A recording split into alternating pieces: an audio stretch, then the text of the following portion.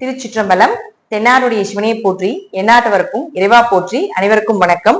நாம் இன்னைக்கு பார்க்கக்கூடிய பதிவு என்னன்னு பாத்துட்டீங்கன்னா, 2025ஆம் ஆண்டு மே மாதம் 18ஆம் தேதி மாறக்கூடிய ராகு கேது பயிற்சியை பத்தி தான் நம்ம பார்க்க போறோம். அதுக்கு முன்னாடி நம்முடைய சேனலை சப்ஸ்கிரைப் பண்ணிக்கோங்க. அதாவது ராகு பகவான் மீன ராசியிலிருந்து உங்களுக்கு கும்ப ராசிக்கும், கேது பகவான் கன்னி ராசியிலிருந்து சிம்ம ராசிக்கு சூரிய பகவானுடைய வீட்டுக்கும், ராகு சனி பகவானுடைய வீட்டுக்கும் வரப்போகிறார். ராகு கேதுக்கள் அப்படின்னாலே நம்ம எல்லாருமே பயந்துக்குவோம். அந்த மாதிரி இருக்க வேண்டிய அவசியங்களே கிடையாது. ஏன்னா ராகு கேதுக்கள் அப்படிங்கிறது ஒரு தோசைக்கல் போல.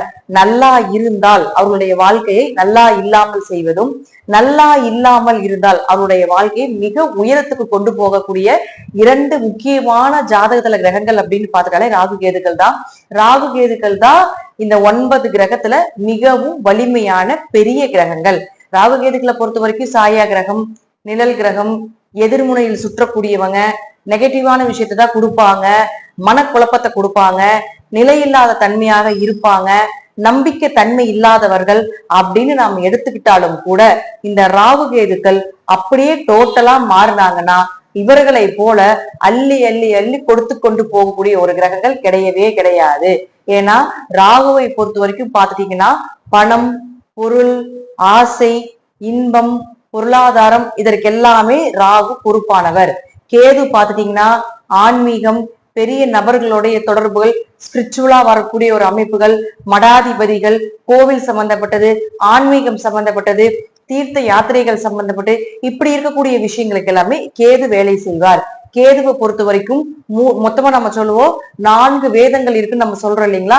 இதுல 3 வேதங்களை படித்தவர் கேது. ஒரே ஒரு வேதமான அதர்வண வேதத்தை படித்தவர் ராகு. மை, மாந்திரீகம், பில்லி, சூரியம் இதெல்லாம் படித்தவர் ராகு.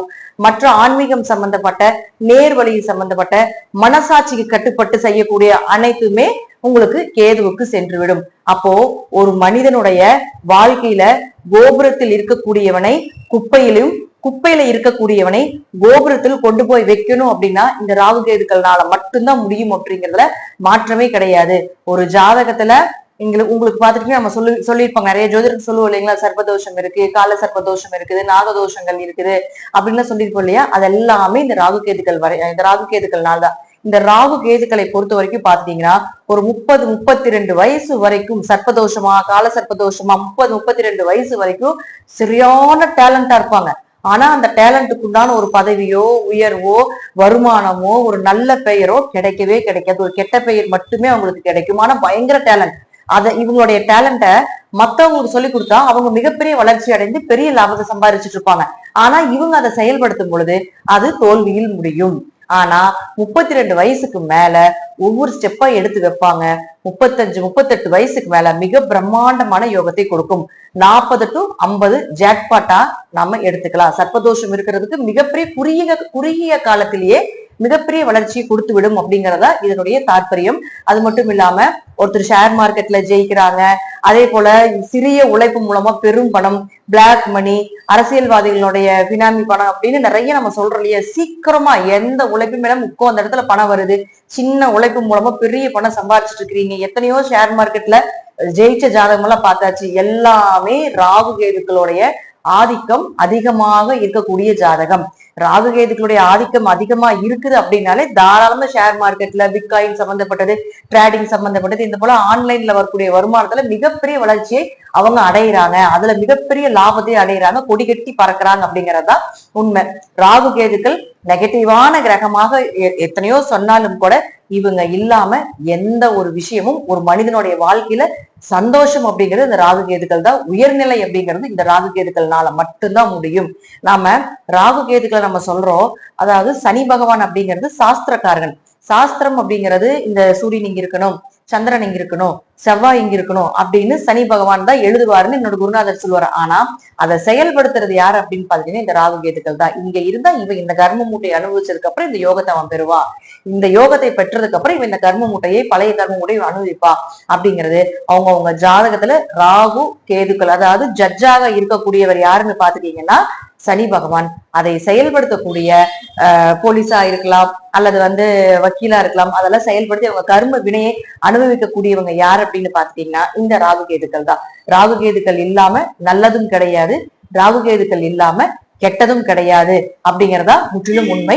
இப்போ உங்க ராசிக்குண்டான இந்த பயிற்சி எப்படி இருக்கும் அப்படிங்கறத நம்ம முழுமையா பார்க்கலாம். விருச்சிக ராசிக்குண்டான ராகுகேது பயிற்சியை பத்தி பார்க்கலாம். விருச்சிக ராசியை பொறுத்த வரைக்கும் பாத்தீங்கன்னா அர்த்தாஷ்டம சனி போயிட்டு இருந்தது.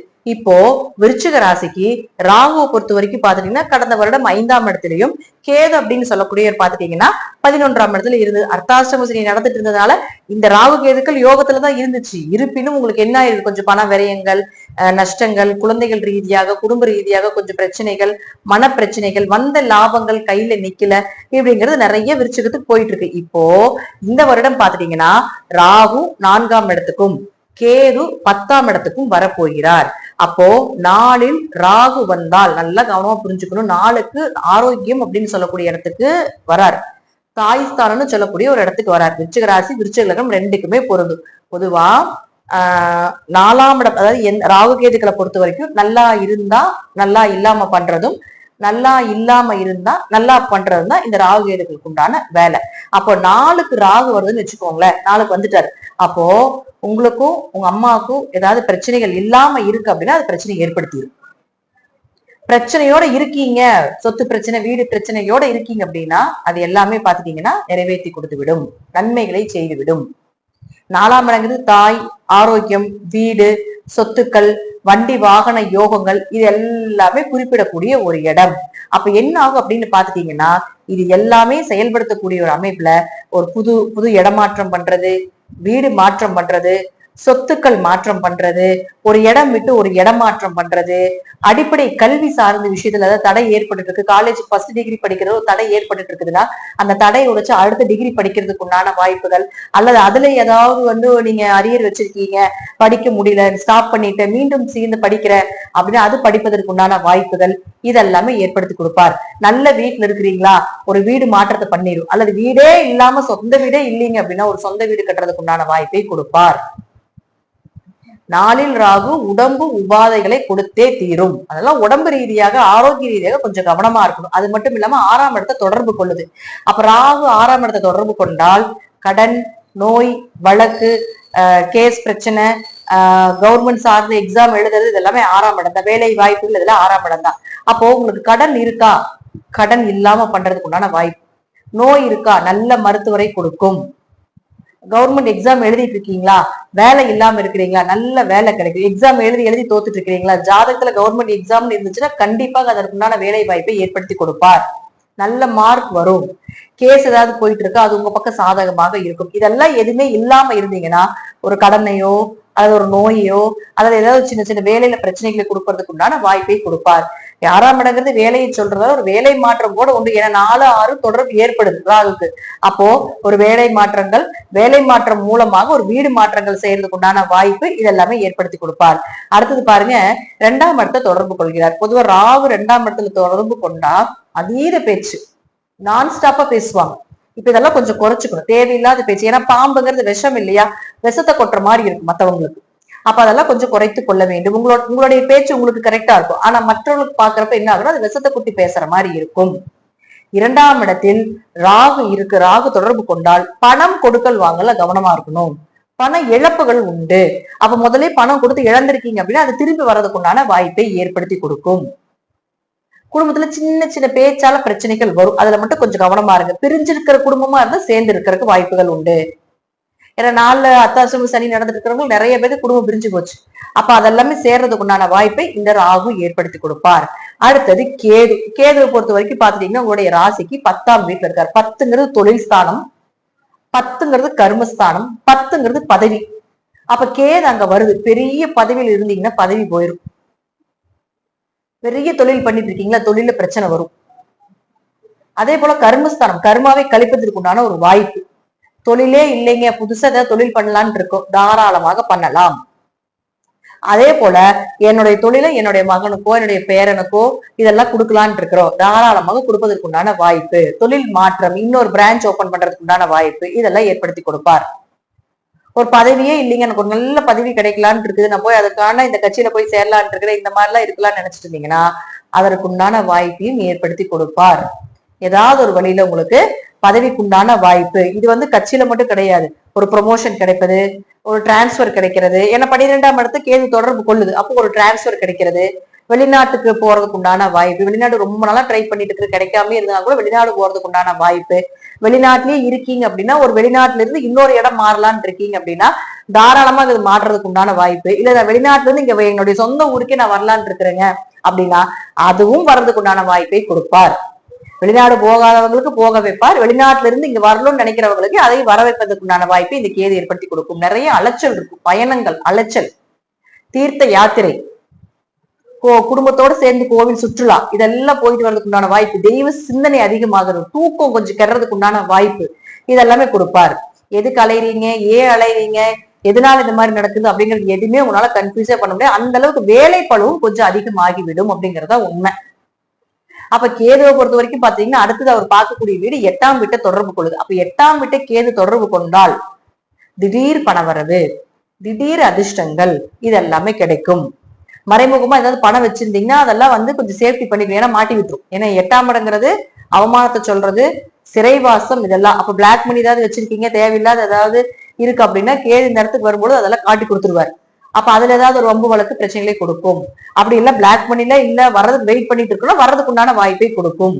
ஏன்னா 8 அப்படிங்கிறது நல்லதும் பண்ணும் கெட்டதும் பண்ணும். இது வந்து 8க்கு மட்டும் ஒரு விதி. 8ஆம் இடம் வந்து தூக்குனா பெரிய அளவுக்கு தூக்கிடும், இறக்குனா கீழே பெரிய அளவுக்கு இறக்கிடும். அது அவங்க ஜாதகத்துல 8ஆம் இடத்து அதிபதியும் சனியை பொறுத்தும் தான் எல்லாமே.